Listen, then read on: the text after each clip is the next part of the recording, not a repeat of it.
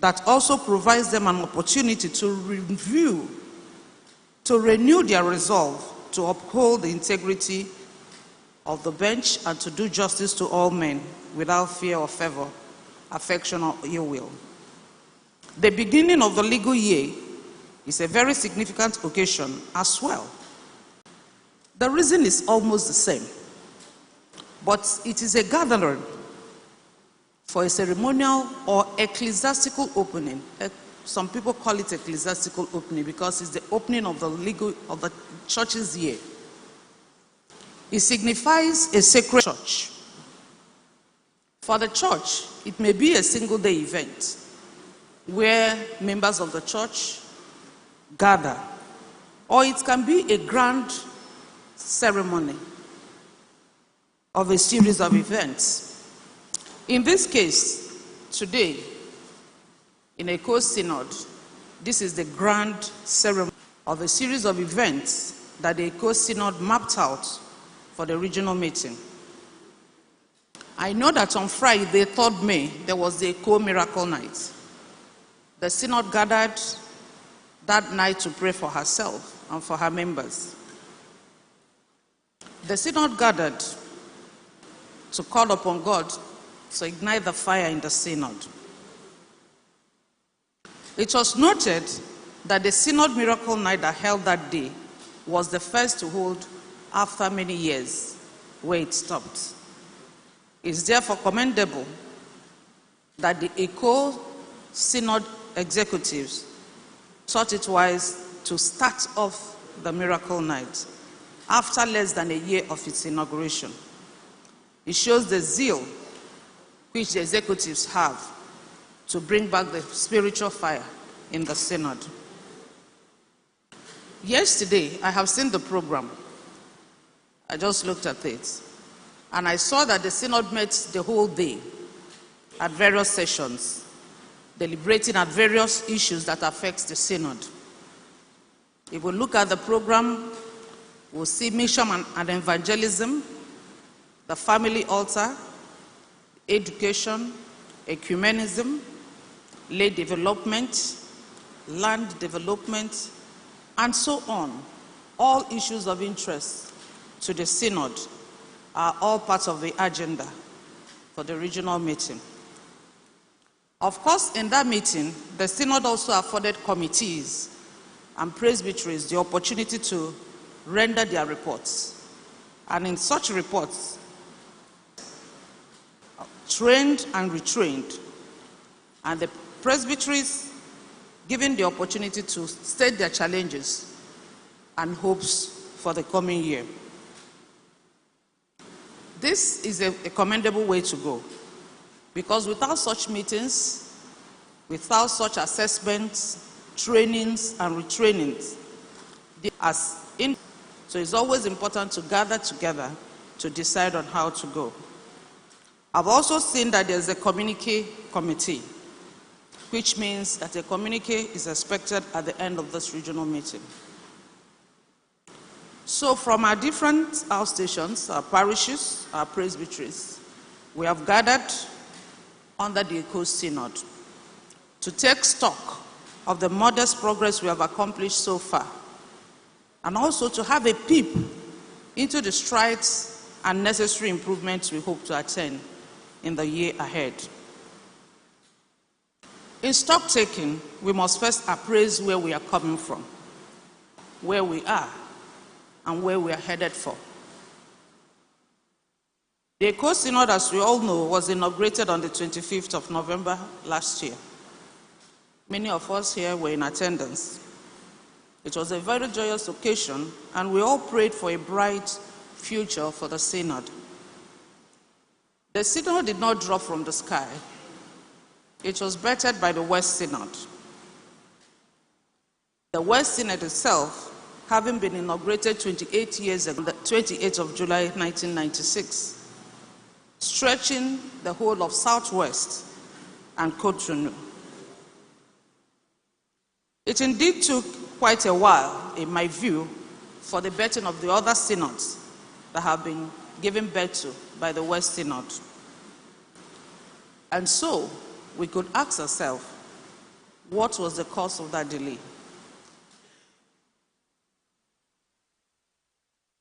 Is it that we did not do enough evangelism?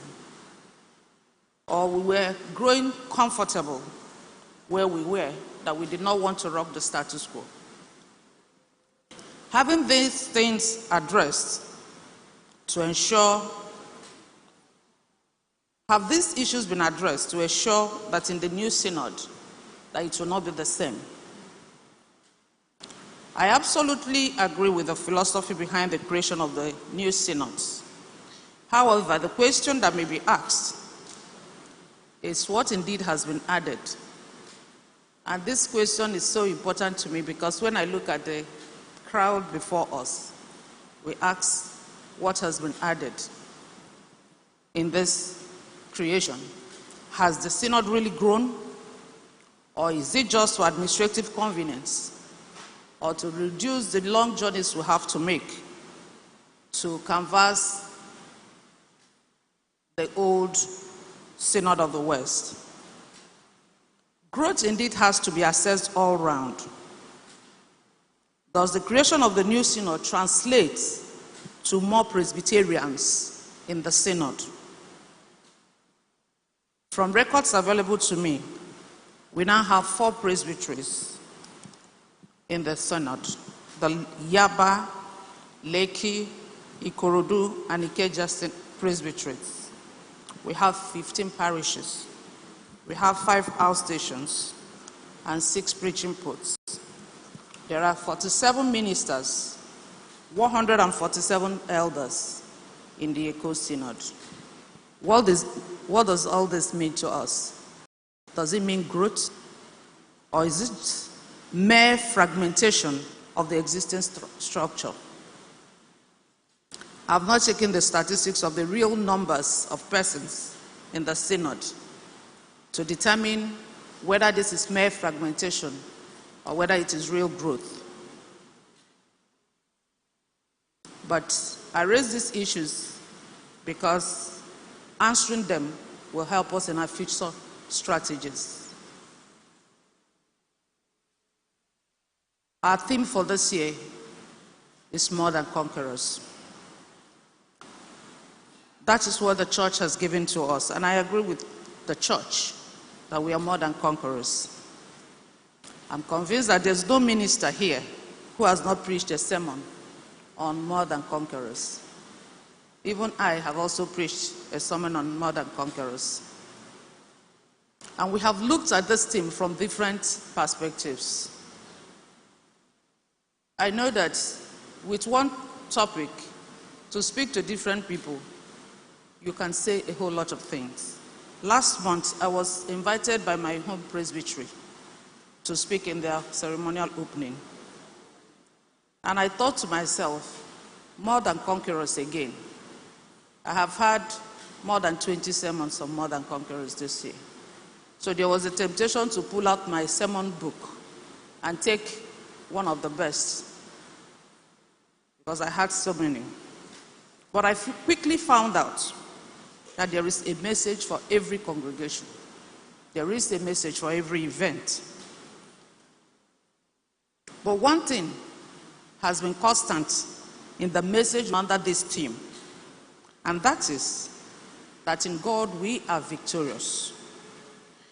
It is also a common ground in all the sermons that to conquer means to bring under authority, under subjugation of something or someone.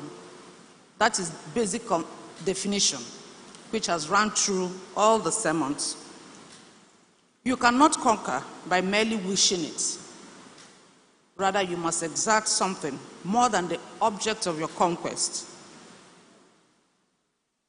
You must exact superior knowledge.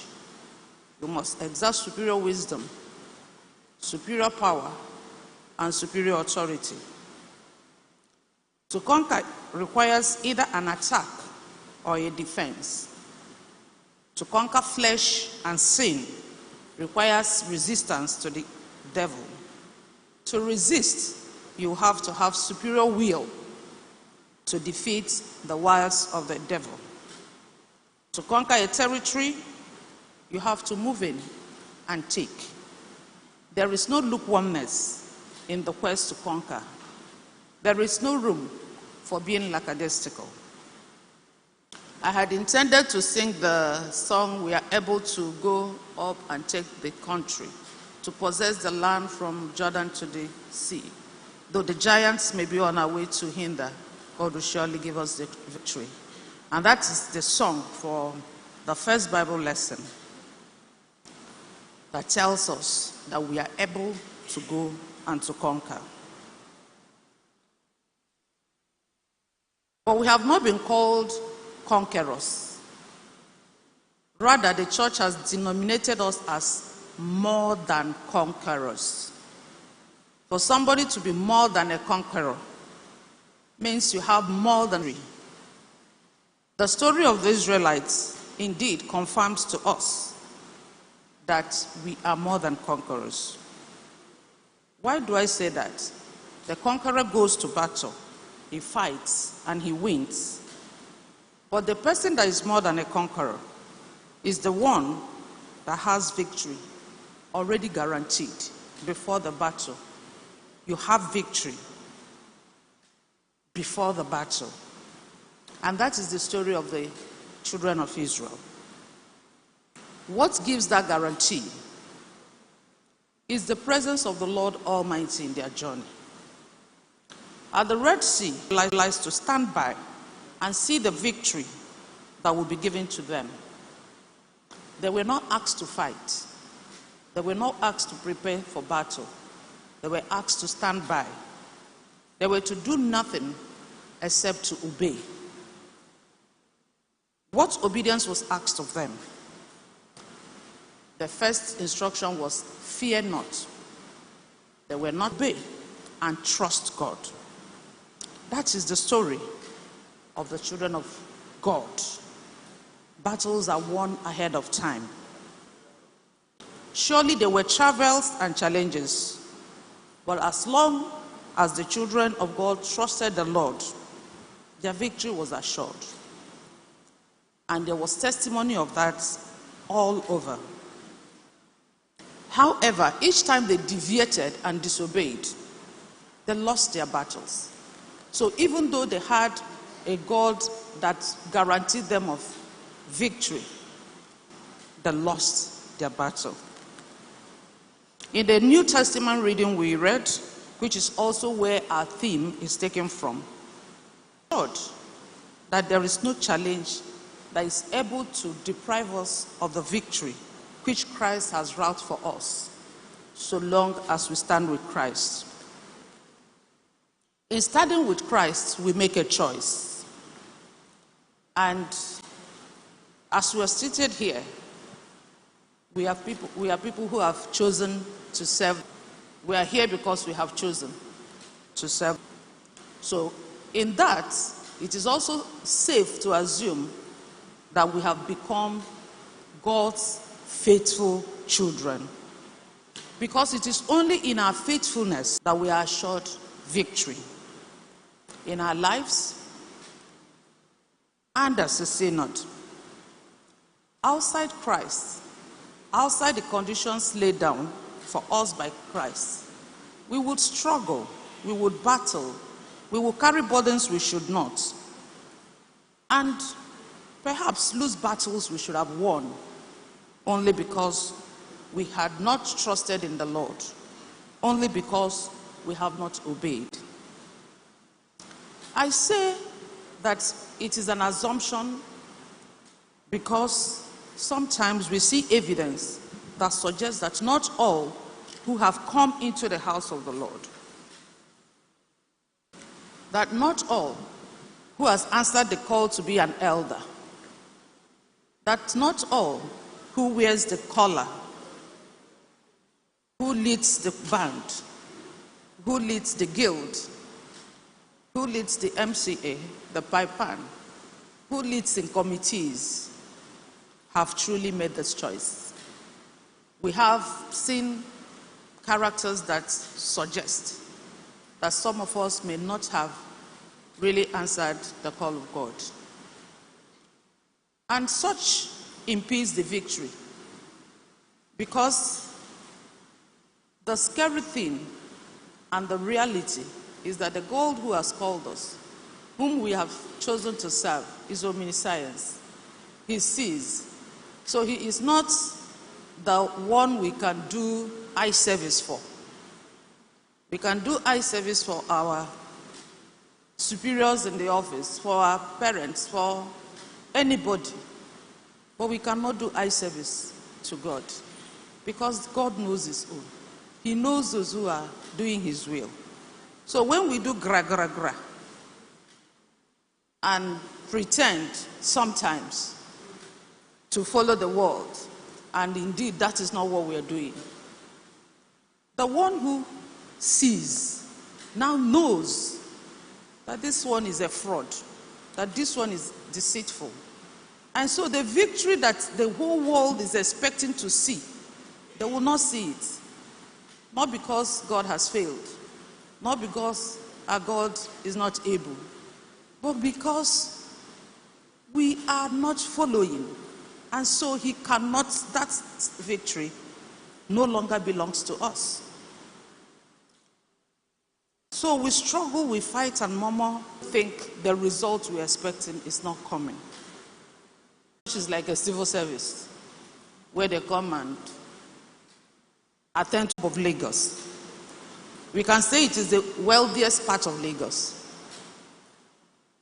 Like the 12 spies of Israel reported, there are all forms of trappings that can take one's focus away from the call. The glitter around it. And for some, they may think, this is an opportunity to make it. In a co-synod, we also see the high and mighty, the wealthy. And so if we are not careful, it becomes a giant as we lose focus and begin to be men pleasers. Because when we please these men, we will receive favor.